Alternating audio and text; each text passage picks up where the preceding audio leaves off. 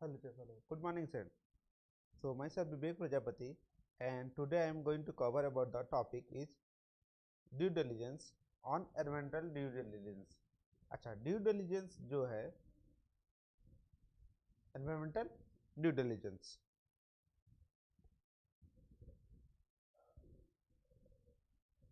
देखिए एक कंपनी जो दूसरा कंपनी को टेक ओवर करने जाता है, ठीक है, सपोज कंपनी ए एक कंपनी बी है।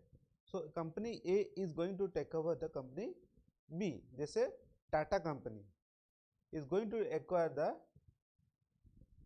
another company, that is Chorus. When Tata company is going to acquire the Chorus company, due diligence करना पड़ता है किसको? टाटा कंपनी को। किसका? कोरस के लिए। क्योंकि whether Chorus the company is whether following the norms or no, whether the environmental due diligence, or you can say whether environmental law or other law is comply or no। कोई ऐसा liability है जो कि बहुत ज़्यादा खर्चा हो सकता है कंपनी के लिए, कोई भी ऐसे केसेस पेंडिंग हो जिसके लिए कि जितना वो लेने में खर्चा हो उससे ज़्यादा पेनल्टी उसको लग जाए, ठीक है। जैसे इन केस हुआ था एक कहाँ पर, सन फार्मेसी केस में भी हुआ था, ठीक है।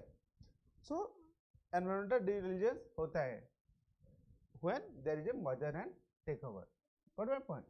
सो सिमिलरली एक जो ड्यू डिलिजेंस टीम होता है वो एनवायरमेंटल ड्यू डिलिजेंस करता है।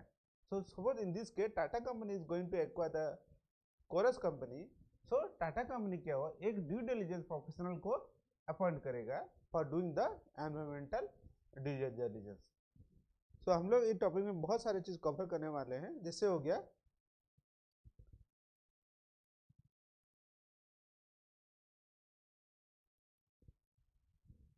एनवायरमेंटल फेल्योर में भी लीड।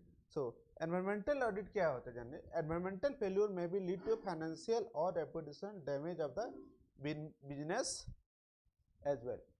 अगर एनवायरमेंटल ऑडिट हम लोग ठीक से नहीं करेंगे और एनवायरमेंटल लॉ को नहीं मानेंगे, it lead to the financial और रेपुटेशन ऑफ द बिजनेस। क्योंकि अगर कोई कंपनी अगर एनवायरमेंटल लॉ को नहीं मानेगा तो क्या जो आपका जो है पॉल्यूशन कंट्रोल एक्ट के तहत एयर पोल्यूशन वाटर पोल्यूशन हो सकता है, और नेशनल ग्रीन ट्रिब्यूनल जैसे वो लोग क्या है, ये जो गवर्नमेंट अथॉरिटीज है वो आपको फाइन और पेनल्टी भी इम्पोज कर सकते हैं। जैसे श्री श्री रविशंकर जी का जब वो लोग फंक्शन करने वाले थे, ये तो बहुत छोटा इवेंट था, बोला जाए तो बड़ा ही था, 10 करोड़ का उसमें नेशनल ग्रीन ट्रिब्यूनल जो है हम लोग फाइन लगाया था, ठीक है।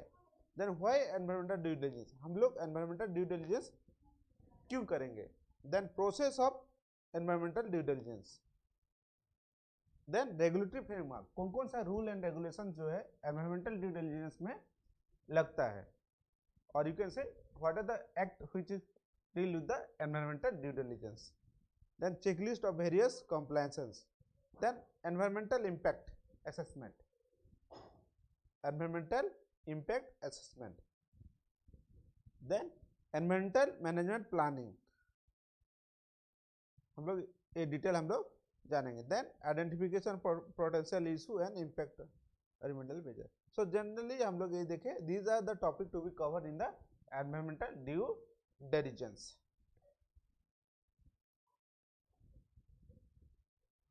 सो हम लोग ये देख रहे हैं एक जो पिक्चर्स है, कैसे पूरा समंदर के बाहर जो है ये पॉल्यूशन फैलाया दिया जा रहा है। ये हो गया आपका इंडस्ट्रियल, ये आपका जो है लैंड स्केल हो रहा है, ताकि इसमें क्या है सॉइल प्रोटेक्शन के लिए किया जाए। और पूरा समंदर में जो है कि फैक्ट्री साइड में जा रहा है, सोएज निकल रहा है, पूरा गंदा कर दिया है, ठीक है, टोटली पॉल्यूशन रिलेटेड हो गया है। So these are the some of the pictures I have given for understanding of pollutions. Then introduction. Environmental due diligence has gained importance in the protection of the past while carrying out the inorganic growth of the business transaction such as merger acquisitions और take over. मतलब क्या होता है, generally जब company merger acquisition होता है तो हम लोग जो ड्यू डिलिजेंस करते हैं, एनवायरमेंटल ड्यू डिलिजेंस भी हम लोग करते हैं। इनके सब इनऑर्गेनिक ग्रोथ दो तरह का होता है, एक ऑर्गेनिक, इनऑर्गेनिक। ऑर्गेनिक में जो होता है कंपनी अपना प्रॉफिट से जो होता है उसे नया कंपनी खरीदता है। इनऑर्गेनिक में वो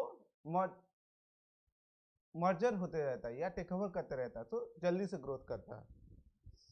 then environmental due diligence involve the company analysis, regulatory analysis, stakeholder analysis, impact assessment, all this thing. ठीक है। देन इंडियन रेगुलेटरी फ्रेमवर्क हम लोग पढ़ेंगे, what are the different act. So why environmental due diligence, why, क्यों क्यों environmental due diligence कराते हैं, why environmental due diligence. So first is environmental due diligence अर्थात फॉलोइंग रीजन, क्या क्या रीजन है। To assess the hazardous substance, आप एक ऐसे कंपनी को खरीदने जा रहे हैं जो कि हैजार्डियस जो है डेंजरियस प्रोडक्ट पे डील करता है, जैसे एक्सप्लोसिव हो गया, ठीक है, और कोई ऐसे बायोकेमिकल्स यूज करता है, ठीक है। तो in that case you need know that what are the different hazardous substance और product company deal with and what are the precautionary measures has to be taken by the company. Company वो hazardous जो nature of product है उसको deal करने के लिए, उसको preserve करने के लिए उसको क्या क्या प्रिकॉशन लेता है, ठीक है। Then regulatory compliance and cost of non compliance, अगर आप रूल और रेगुलेशन को मानेंगे तब क्या होगा, अगर नहीं मानेंगे तो क्या होगा, ठीक है। So that all the cost benefits analysis has to be care of. Then social reaction to emission influence and impact on the financial health of the company। अब जो सोसाइटी के ऊपर एक ऐसा कंपनी है जो कि पॉल्यूशन जो है पूरा फैलाते जा रहा है, फॉर एग्जांपल सीमेंट कंपनी, बहुत ज़्यादा डस्ट उड़ता है। अगर एक ऐसा कंपनी है जो खाली डस्ट सप्रेशन यूनिट नहीं रखा हुआ है, ठीक है, या कोल कंपनी है, ठीक है, in that case what happen, pollution बहुत ज़्यादा फैला रहा है बट कोई भी उसका एनवायरमेंट के लिए अगर कोई एक्शन नहीं लिया गया, सो सोसाइटी के उसका अलग इम्पैक्ट होगा और उसका रिएक्शन अलग होगा, अरे ये तो फालतू कंपनी है, बेकार कंपनी है। So that has to be taken care of. क्यों, सोसाइटी का इसका reaction of the company. To have overall environmental impact assessment, total environment के ऊपर उसका क्या इम्पैक्ट है, वेदर वो लॉ और रेगुलेशन को मान रहा है या नहीं मान रहा है, और ज़्यादा नुकसान पहुंचा रहा है किसको, सोसाइटी को। Then suggest the remedial measures और course of action to environmental then management plan. Remedial actions आपको बताना पड़ेगा कि अगर आप एनवायरमेंटल ऑडिट कराते हैं, आईएसओ को स्टैंडर्ड जो फॉलो करते हैं, तो क्या होगा, आपको जो है जो लॉस होने वाला था उससे आप बच जाएंगे, आपका रेपुटेशन अच्छा रहेगा and you will be one of the good company and your reputation will be grow up. Then to allocate liability identified during the investigation and draft immediately and purchase price। जब भी environmental due diligence team आएगा एक draft report बनाएगा और उसका ऊपर क्या होगा, एनालिसिस होगा और फाइनल रिपोर्ट को लोग देता है। So this is the why environmental due diligence. Why का आंसर आपको क्लियर होना चाहिए। आप for example if you are pursuing some course और समथिंग इज देयर, आप कहीं जा रहे हैं या कोई कोर्स कर रहे हैं, आपको वाई का आंसर क्लियर होना चाहिए। तो similarly when due diligence team is going for the particular environmental audit, so they have to take care about all these things before they are doing the audit. The process of environmental due diligence, what is the process, क्या process है environmental due diligence का। So generally ये 6 process है environmental due diligence का।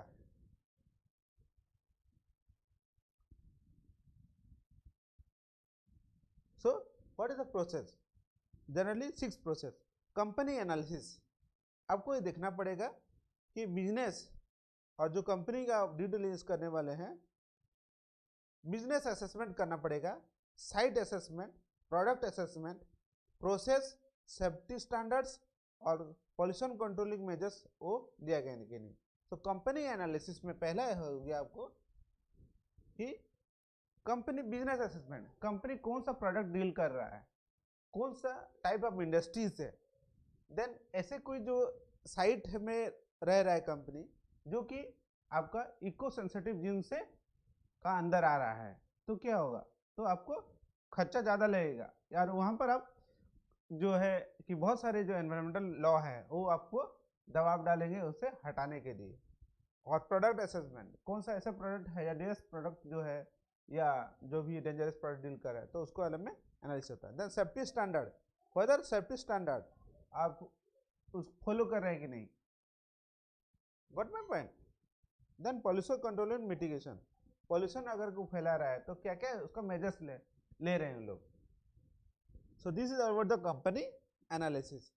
As last one, process analysis. So what are the different process where production is going on? Then media report. Media report में क्या होता है, media nowadays play very vital role.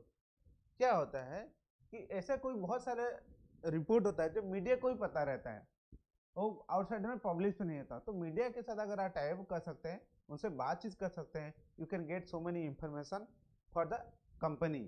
अगर कोई company खरीदने आप जा रहे हैं तो नेचुरली आपको कंपनी का डिटेल में पता होना चाहिए। So media can be one of the source for analysing the report. Then stakeholder analysis, जैसे मैंने स्टेक होल्डर का अलग से वीडियो बनाया है, you can go through and see that video. Stakeholder कौन कौन होते हैं, ये इंटरनल एक एक्सटर्नल होता है। इंटरनल मतलब with in the company, investor, employee, ये क्या इंटरनल स्टेक होल्डर होता है। बट आउटसाइडर कौन होते हैं, सप्लायर्स हो गए, डेटर्स हो गए, ठीक है, they are the external stake holders.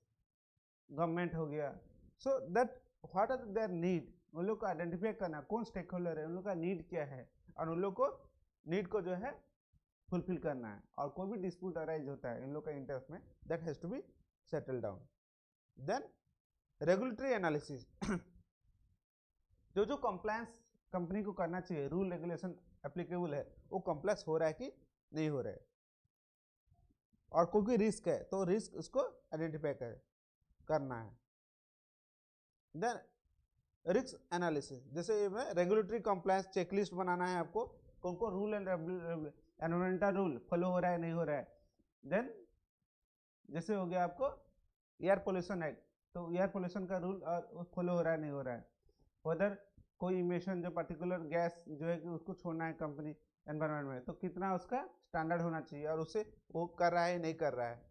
Further return जो है भर रहा है नहीं company, further all other licence has be obtained और नो। सो रेगुलेटरी कंप्लायंस उसको करना है।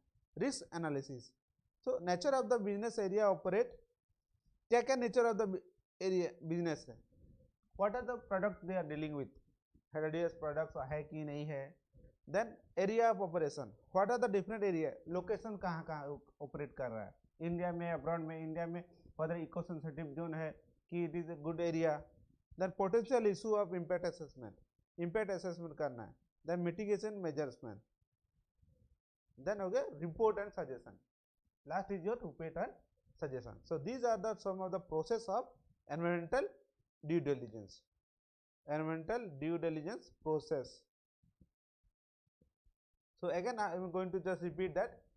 First is company analysis, media and report analysis, then stakeholder analysis, regulatory compliance analysis, risk mitigation, last is report and suggestion. So next is your process, जिन्हें मैंने आपको बढ़िया सा chart बना के दिया हो ताकि आप इसको समझ पाएं। Step 1 company analysis, step 2 your media, step 3 stakeholder, 4 is your regulatory compliance, 5th is your risk analysis, and 6th is your report and suggestion.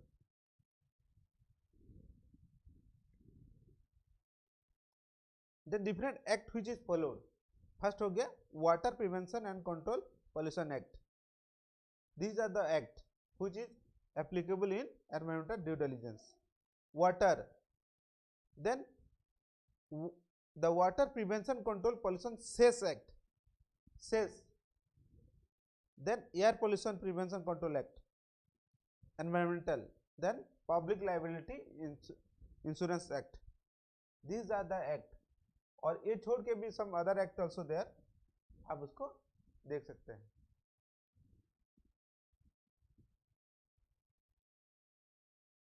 Water का 2,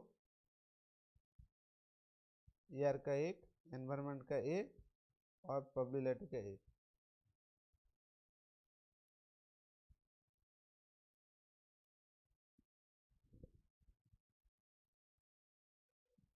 So next is what the rule is to be follow. Different हम लोग act देख लिए. What are the different act which is applicable for environmental due diligence. So different rules. Same आपको जो है water prevention and control rule 1975, then water prevention control pollution cess rule 1978, air prevention control and union territorial rule 1983, air pollution prevention control rule 1982, environmental protection rule 1986, Public Liability Insurance Act 1991 and Hazardous Wastage Management and Handling Rule 1989. So these are the rule which is applicable. So please write down this chart.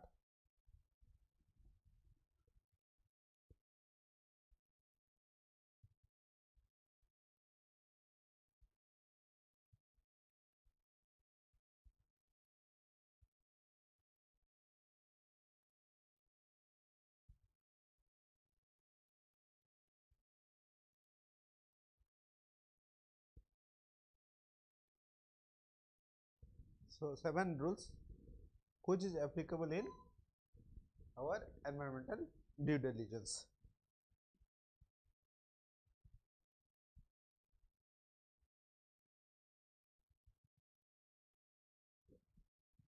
So मैंने जो पहले बताया था same चीज है. The Water Prevention and Control Pollution Act 1974, it generally provide that the prevent and control the water pollution.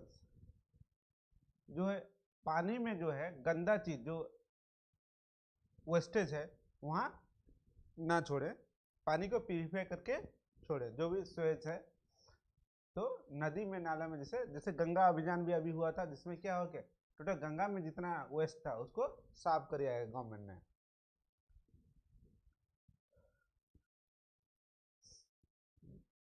Then what ये जो है वाटर प्रिवेंशन कंट्रोल सेस ये जनरली डील करता है हर एक इंडस्ट्री क्या होता है वाटर पानी जो है कंजम्पशन करता है. सो स्टील इंडस्ट्री माने और अदर इंडस्ट्रीज में जैसे आपका थर्मल पावर में they use gallons of water, huge volume of water. So in that case the company is paying some cess और amount for water consumption. So उसको रेगुलेट करता है. Then air prevention and Control Act 1981 provide the prevention, control and amendment in air pollution in India. Then environmental protection है, आपको जो है पेड़ नहीं काटना है, जंगल सुरक्षित करना है, all these thing. Then National Green Public Liability Insurance Act, जैसे हम लोग भोपाल गैस दुर्घटना जानते हैं, Bhopal gas leak. In that case, more than 5 lakhs people are injured and they suffered. So, Public Liability Insurance Act, the National Green Tribunal Act. हम लोग देखे होंगे कि 15 साल का जो ज़्यादा हो गया व्हीकल उसको गवर्नमेंट बैन कर दिया है, बैन कर देता है. So that is all national green tribunal act. और श्री श्री रविशंकर जी का जो है एक फंक्शन ऑर्गेनाइज किया था जो कि एनवायरमेंट जो है ग्रीन नेशनल ग्रीन ट्रिब्यूनल जो है एनजीटी वो लोग 10 करोड़ का फाइन लगा दिया था. So these are all about the act and rules. Then what is the guideline, environmental guideline for industry and mines. अब कोई इंडस्ट्री लगाने जाते हैं तो क्या क्या गाइडलाइन है, क्या क्या रूल है, रेगुलेशन आपको मानना पड़ेगा. सो location of the industry. In order to help the concerned industry entrepreneur, it is necessary to framework the broad guideline of the setting of the industry. आप नया इंडस्ट्री खोलने जा रहे हैं या खरीदने जा रहे हैं तो उसका जो लोकेशन क्या है उसको आपको एनालिसिस करना पड़ रहा है, whether it is situated in any area which is eco sensitive area, जो गवर्नमेंट डिक्लेयर किया कि वो प्रोहिबिटेड एरिया है, वहां पर आप नहीं बैठ सकते इंडस्ट्री। इंडस्ट्रियल एरिया अलग है, ये भी ऐसे है जो कि एग्रीकल्चर लैंड है, वहां पर आप इंडस्ट्री बैठाना चाह रहे हैं, सो दैट इज प्रोहिबिटेड। तो एरिया टू अवॉइड, कोकोस एरिया में जो है अवॉइड किया जाता है।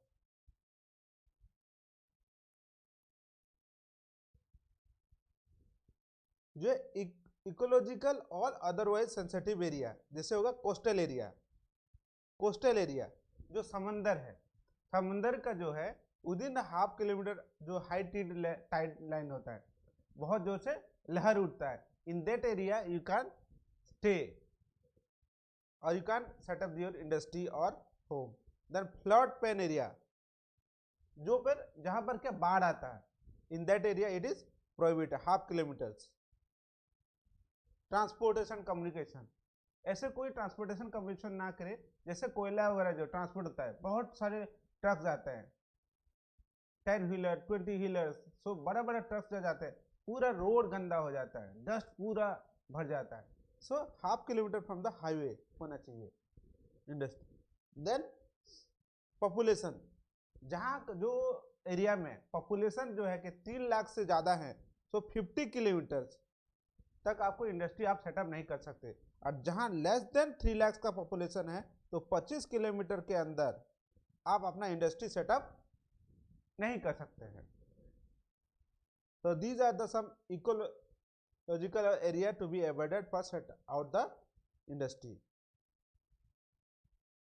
Prerequisite state and central government has required to identify such area priority basis। और सम अदर जो है,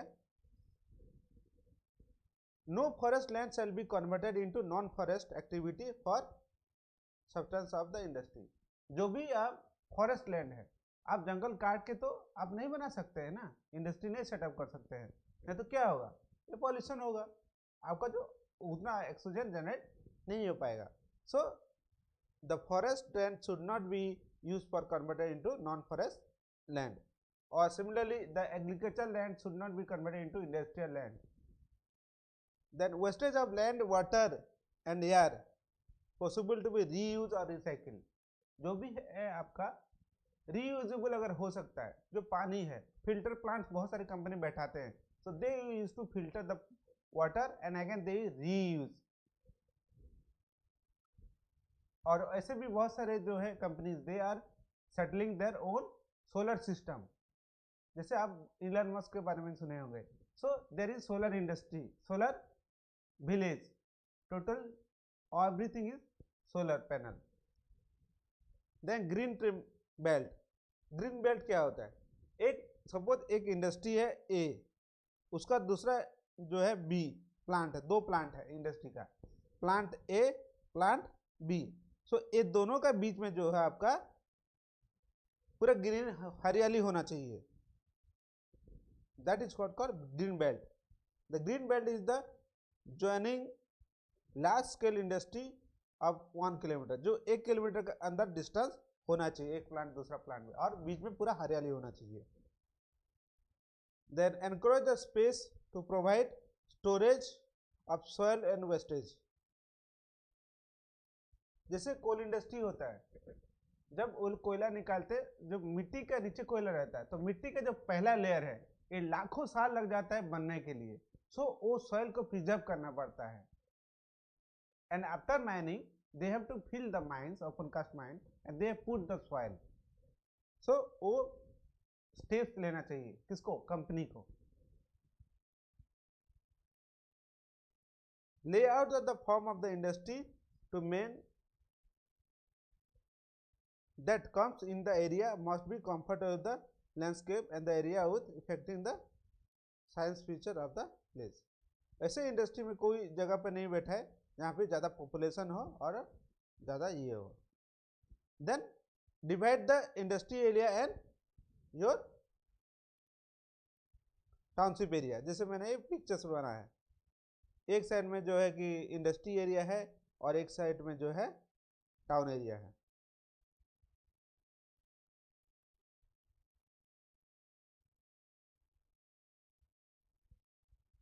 Then each industry required to maintain the air quality measure standard within 120-degree angle between the stations. So जैसे एक मैंने image डाला हूँ, look at the pictures. There is a separate plastic के लिए, पेपर के लिए अलग डस्टबिन, ग्लास के लिए अलग, प्लास्टिक के लिए और मेटल्स के लिए अलग डस्टबिन। हम लोग जैसे गीला कचरा और सूखा कचरा, सिमिलरली इंडस्ट्री का उसे होना चाहिए। ग्रीन एरिया, हरियाली हरियाली होना चाहिए। फिल्टर प्लांट देखिए बैठा हुआ है, this is the air filter plant.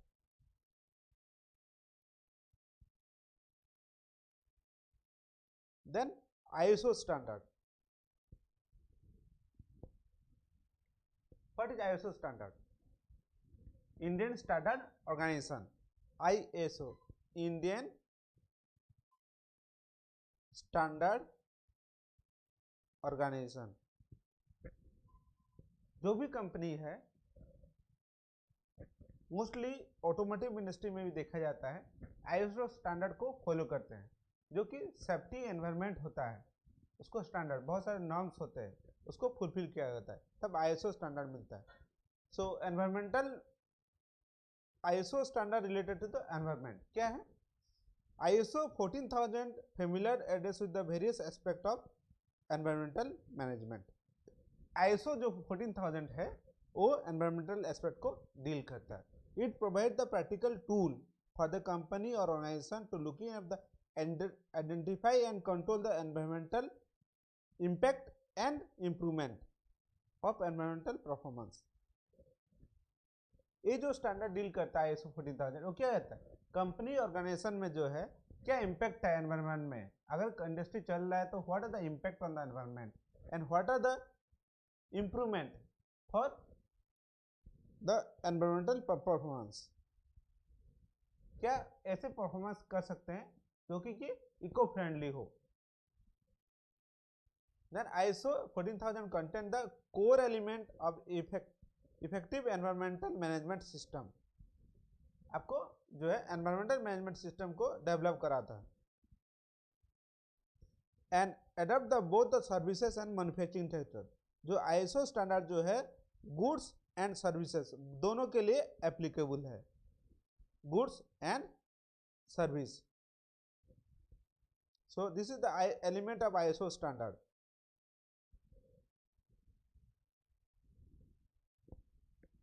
So first is your ISO 14000 environmental policy. What is the environmental related? Your policy. Then planning, implementation and operation, checking the corrective action, then management review, then continuous improvement.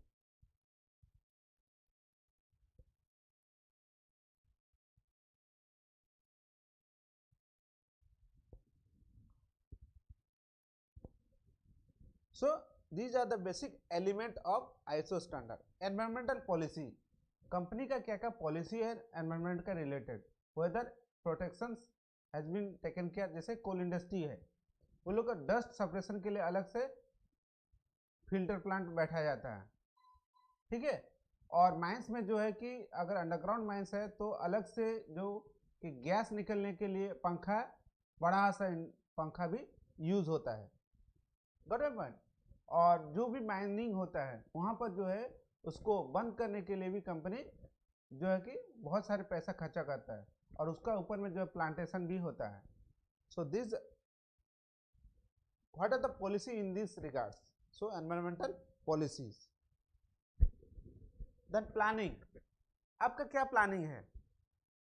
What are the different planning 5 year 10 year 15 year environmental related आपका planning क्या है, what are the different step you have taken for environmental due diligence. Then implementation and operation, जो भी policy आपने बनाया उसका क्या step लिया आपने उसको इम्प्लीमेंट करने के लिए। Then third, this is over. Then fourth is your checking the corrective actions, जो आपका अगर लूपहोल्स है एनवायरमेंटल रूल और रेगुलेशन और पॉलिसी में, उसको आपने क्या स्टेप लिया, चेकिंग द करेक्टिव एक्शन, जो फॉल्ट नहीं कर उसको क्या एक्शन लिए, अगर कंपनी कोई नॉर्म्स फॉलो नहीं कर रहा है उसके लिए कंपनी क्या एक्शन लिया। देन मैनेजमेंट रिव्यू, उसको हाई लेवल में दिया और मैनेजमेंट उसके लिए क्या एक्शन लिया, रिव्यू किया। देन कंटिन्यूस इंप्रूवमेंट, कंटिन्यूस होना चाहिए improvement. So this is all about the element of ISO standard. Exam oriented है, सीएस प्रोफेशनल में जो है एनवायरमेंटल ड्यू डिलिजेंस का सेपरेट टॉपिक है, so please focus on this.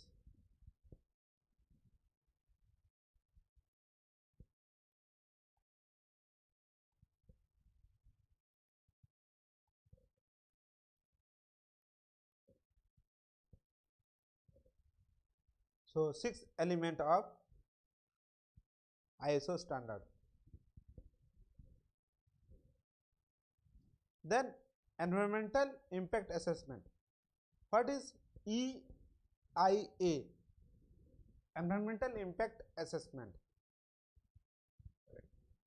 The purpose of environmental impact assessment EIA is identify and evaluation the potential impact, beneficial and adverse of development and project on environmental system.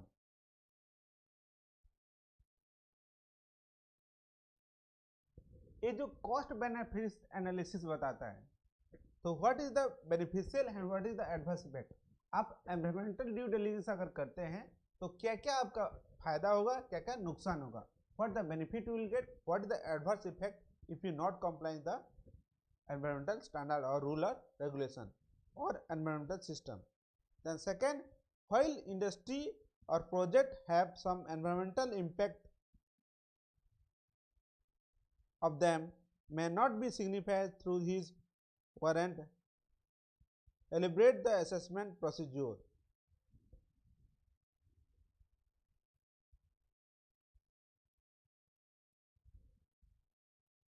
क्या impact है आपका industry में, what are the impact you are doing in the society. नया project बैठाने जा रहे हैं या एग्जिस्टिंग है तो। Then the environmental impact assessment should prepare the basis of existing background of pollution level and contribution of pollution from the propose plan.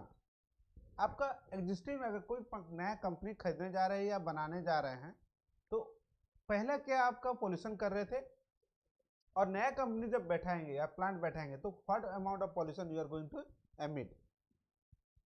ऐसे बहुत सारे आप कंपनी देखे होंगे, बाहर में एक बड़ा सा बोर्ड रहता है, उसमें क्या होता है, स्टील इंडस्ट्री में जनरल देखा जाता है कि कितना वो लोग पॉल्यूशन छोड़ रहे हैं एनवायरमेंट में। सो वो एनवायरमेंट को हर एक सेकंड वो क्या होता है, हर एक मिनट में अपडेट होते रहता है। सो EIA also deal with the background of pollution level before setting the plant or proposed plant. Then what is the water quality, sites, sound and safety measures, whether it is health and safety measure and transportation, that has to be taken care of. Then preparation of managerial plan, environmental management plan, EMP, environmental management plan formation करना है, implement करना है, monitor करना है during and after the project. नया project बनाने जा रहे हैं, ongoing and after the project, जैसे कोल इंडस्ट्री में है, before mining and after mining. Then environmental management plan EMP. Then preparation of environmental management plan is required the formation, implementation of monitoring the environmental protection. environmental protection के लिए बहुत सारी action लिया जाता है। The conceptual planning, education and operation. तो preliminary environmental assessment, आपको preliminary environmental assessment करना पड़ेगा। अगर इंडस्ट्री बैठेंगे तो कितना पोल्यूशन होगा, एयर पोल्यूशन कितना होगा, वाटर कितना कंजम्पशन होगा, कितना आप उसमें जो सोसाइटी को नुकसान पहुंचेगा। So this is the conceptualization. Then detail of the study of environmental impact and design the safeguard. Suppose एक एक्सप्लोसिव कंपनी है, तो एक्सप्लोसिव अगर होगा या पावर प्लांट है, न्यूक्लियर पावर प्लांट है, तो क्या क्या प्रिकॉशन लिया जाएगा और उससे क्या क्या इम्पैक्ट हो सकता है। अगर power plant for example nuclear power plant blast हो जाए, so what will be the impact, that has to be analyse. Design the safeguard, what is the safety policy you have to taken and if there is a, ऐसे भी बहुत सारे nuclear reactor है, अभी भी I think one plant is there, actually I forgot the name, अभी भी वहाँ पर जो है कि न्यूक्लियर रिएक्टर था, जो कि अभी भी रेडिएशन वहाँ निकल रहा है, डेंजर रेडिएशन। देन एजुकेशन, जो भी आप स्टैंडर्ड बनाए उसको इम्प्लीमेंट करना है और उसको फॉलो करना है। Then operation, monitoring the effectiveness of the build of the safeguard. Then management plan should necessary based on the following resources. क्या क्या हो सकता है, consequence and pollution environment संभुचा। मैनेजमेंट प्लान जो है क्या, लिक्विड इन्फ्लुएंस को, क्या क्या लिक्विड इन्फ्लुएंस, जो भी गंदा चीज निकले प्लांट से। एयर पोल्यूशन क्या है, सोयल वेस्टेज हो रहा है कि नहीं हो रहा है, नॉइज पोल्यूशन कितना, अगर प्लांट चलेगा तो क्या वाइब्रेशन होगा नहीं होगा, मशीन चलेगा तो। Then safety and healthy, disaster planning, housekeeping, human settlement, transport, maintenance, operation और environmental control. So these are the some of the environmental management cell. Environment department particularly होता है, बहुत सारे कोल इंडस्ट्री में पर्टिकुलरली एनवायरमेंट डिपार्टमेंट ही अलग से है। They will to look after the, जैसे CTO कंसर्न टू ऑपरेट होता है, तो उसमें बहुत सारे नॉर्म्स होते हैं। आप कोयला इतना निकाल नहीं सकते जितना वो आपका नॉर्म्स है। So this are the environmental management plan. So इसमें 4 है, conceptualisation, planning, education and operations. Then prepare the risk analysis matrix. Risk analysis matrix, ये बहुत बड़े चार्ट मैंने बनाया है, you go through it.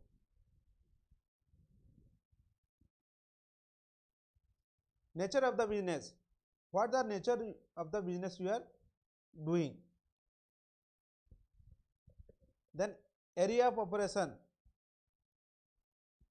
Identification of potential issue, impact assessment and your suggestions or mitigate the measures.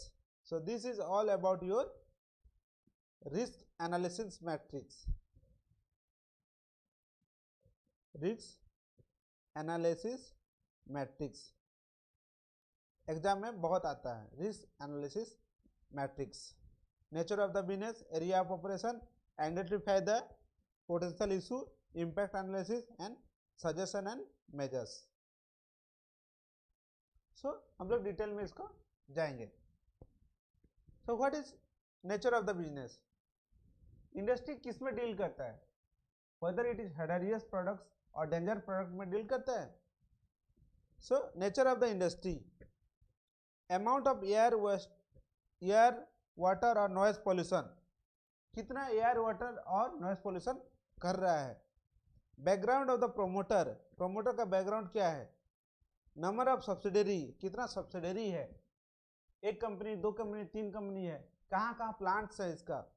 Then CSR contribution और activities, stake holders involvement, turnover, profit, history of background, acquisition, क्या क्या acquisition किया और करने वाला है। So this is all about the nature of the business.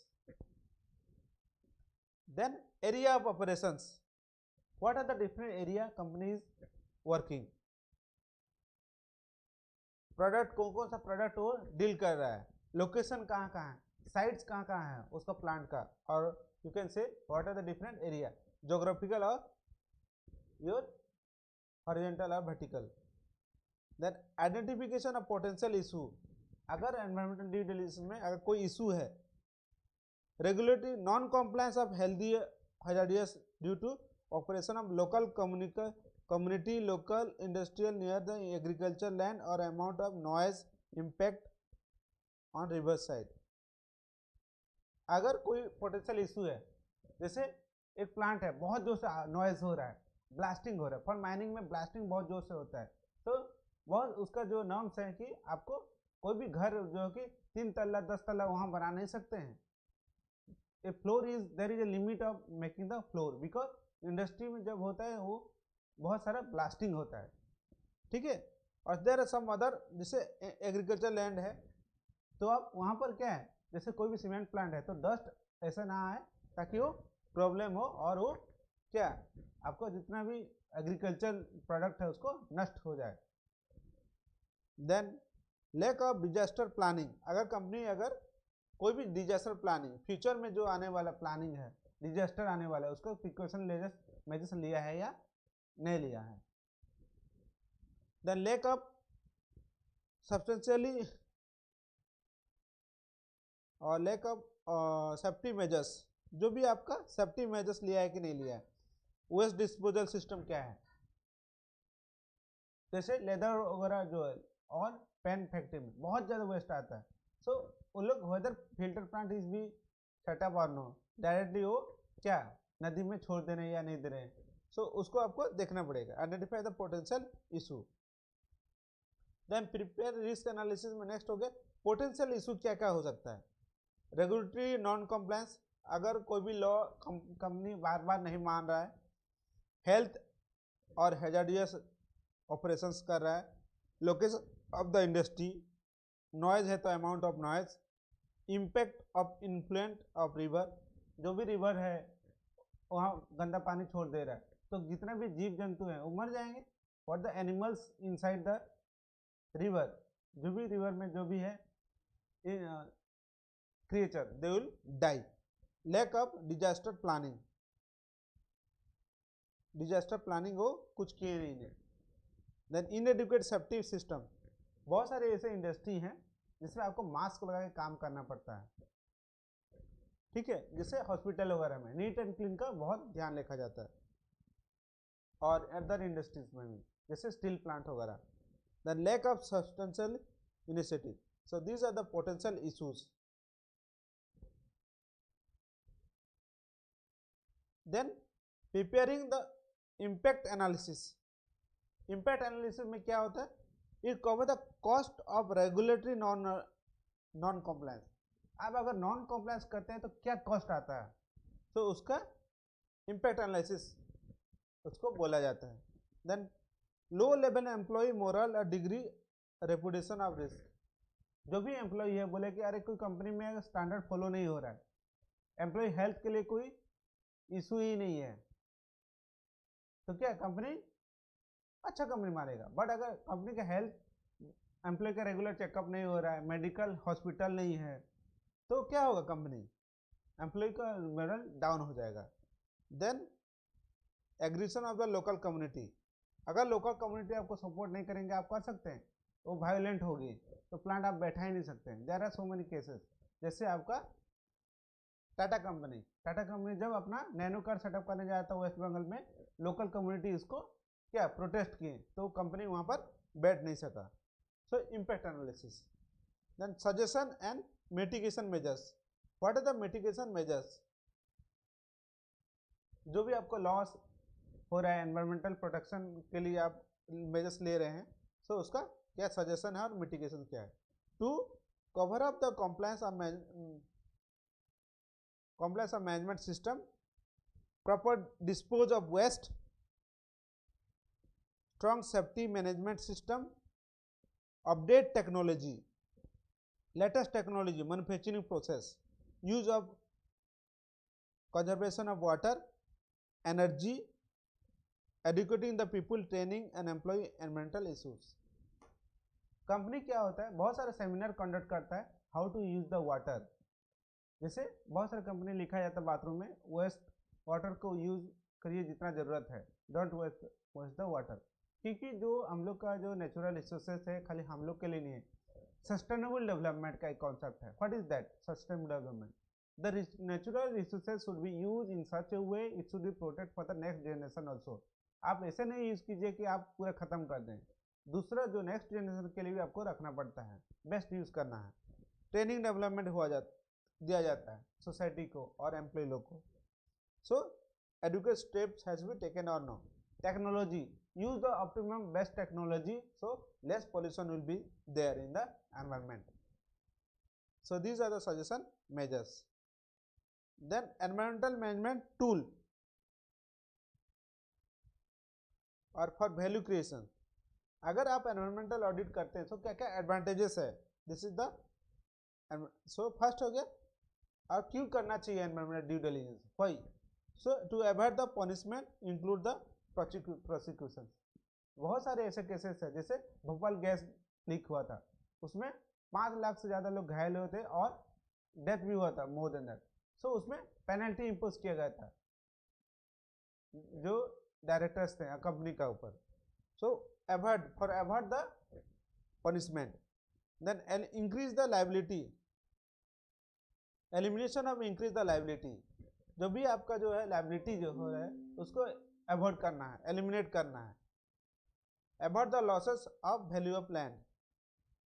जो भी ऐसे इंडस्ट्री है जो कि आप वेस्ट ज़्यादा हो रहा है तो लैंड जो है उसको प्रॉपरली यूज करना है। Avoid the loss of land.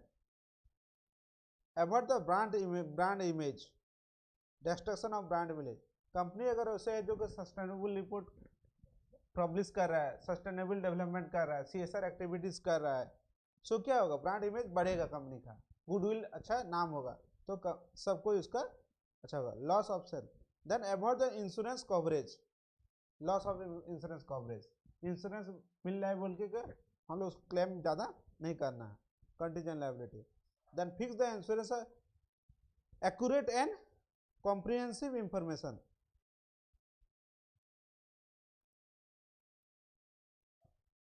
Then help to attend the comprehensive advantages, competitive advantages आपको लेना है, कॉस्ट बेनिफिट एनालिसिस करना है। बूस्ट अप द एम्प्लॉई, मैं एम्प्लॉय को मोटिवेट करना है। आप जो है एनवायरमेंटल रिलेटेड रूल रेगुलेशन मान रहे हैं, सेफ्टी मेजर्स मान रहे हैं, जैसे एक कंस्ट्रक्शन इंडस्ट्री है तो आप सेफ्टी गार्ड दे रहे हैं, हेलमेट दे रहे हैं, तो वो अपना काम कर रहा है एम्प्लॉय, तो नेचुरली जब एम्प्लॉय सेफ अपने आप को सेफ मानेगा तो कंपनी का नाम बढ़ेगा और उसको अच्छा फील होगा, morale of the organisation will increase, employ motivation अच्छा होगा। वैल्यू, अल्टीमेटली वैल्यू एडिशन होना चाहिए, जो भी काम कर रहे हैं it should be value oriented. So these are the some of the I have written about the environmental management or urbanization. So thank you very much friends, this is all about the environmental due diligence. So once again thank you for patient sharing, thank you very much.